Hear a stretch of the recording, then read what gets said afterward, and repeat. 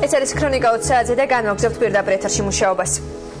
ბაქო-თბილისი ყარსი და აფხაზეთის გავლით სარკინიგზო მაგისტრალის შესაძლო გახსნა ამ თემებზე ისაუბრეს დღეს თბილისში საქართველოს აღმოსავლეთ პარტნიორების არაფორმალური დიალოგის ფარგლებში სატრანსპორტო მინისტერიალს უმასპინძლა.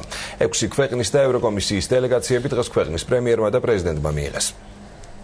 ბაქო-თბილისი ყარსის მაგისტრალის მშენებლობა კლიმატური პირობების გაუმჯობესების შემდეგ განახლდება. აზერბაიჯანი წელს პროექტისთვის 175 მილიონ დოლარს გამოყოფს. 2013-ში სამუშაოს ძირითადი ნაწილი დასრულდება. 2014-ში კი გაგრძელდება გვირაბის მშენებლობა საქართველო-თურქეთის საზღვარზე.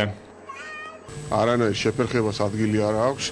ჩვენ ვემზადებით ძალიან აქტიურად იმისათვის, რომ კლიმატური პირობები როგორც კი მოგცემთ საშუალებას, განახდეს მუშაობა მაღალი ტემპით. აზერბაიჯანის საქართველოს საკოორდინაციო საბჭოს ხდომას დღეს მარაბ და კარწახის პროექტის ახალი ხელმძღვანელიც ესწრებოდა.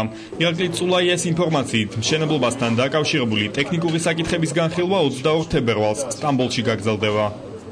არის სამუშაოები, რომელიც ეხაც მიმდინარეობს და გაორმაგებული ძალებით უკვე შეუდექით მუშაობას და მთლიანი წლის სამუშაოები ფაქტიურად გაორმაგებული ძალებით განხორციელდება.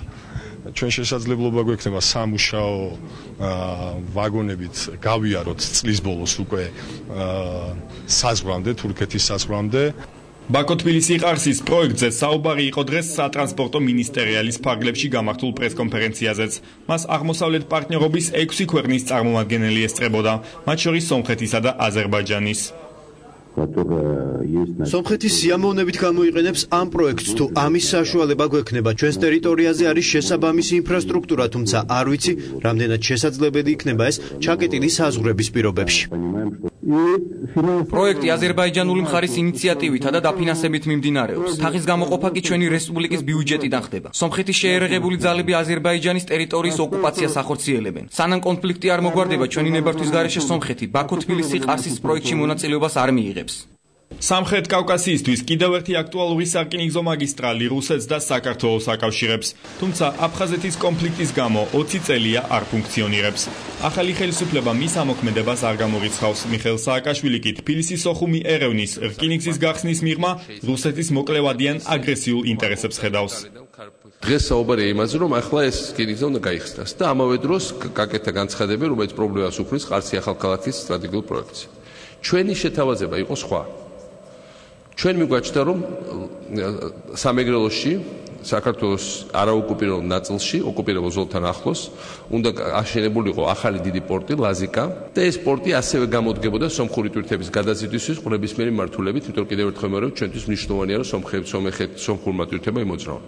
მეორესხოვ ეს ლაზიკის პორტი თავისთავად მიიზიდავდა აფხაზეთს და დღეს რას მივიღებთ? თუ ჩვენ ვხსნით აფხაზეთის რკინიგზას ისე რომ არ არის გარკვეული საბაჟო რეჟიმები, არ არის გარკვეული ხალხის გადაადგილება, თავისუფლად მაგალითად შეძლებს ადამიანი ჩაჯდეს თბილისში და სოხუმის სადგურზე გამოვიდეს პრობლემის გარეშე. მაშინ შეიძლება ამის განხილვა, მაგრამ დღეს ამის ეროვნული შანსი არ ჩანს, ხო?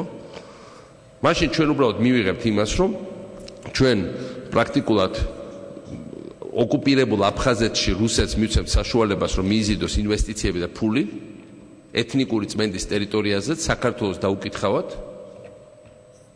ჩვენ მივიღებთ სიტუაციას, როდესაც ეს იქნება პირიქით კავკასიაში ექსპანსიის ინსტრუმენტი. ეს არის საქართველოს რუსეთთან ურთიერთობის პოლიტიკური თემა, რომელიც მარტივი არ არის, აქ არის უამრავი ტექნიკური საკითხი, თუმცა მინდა ღიად დავაფიქსირო საქართველოს მთავრობის პოზიცია იმასთან დაკავშირებით, რომ ჩვენი თანამოქალაქეების, აფხაზების ინტეგრაციას საქართველოს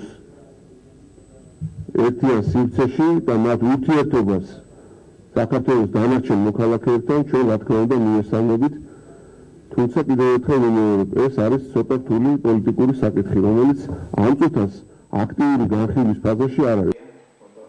აღმოსავლეთ პარტნიორობის არაფორმალური დიალოგის ფარგლებში თბილისში ჩამოსული სტუმრები დღეს პრეზიდენტის გარდა ქვეყნის პრემიერ-მინისტრმა ბიძინა ივანიშვილმა მიიღო. მთავრობის კანცელარიაში გამართულ შეხვედრას საგარეო საქმეთა და ტრანსპორტის მინისტრები ესწრებოდნენ.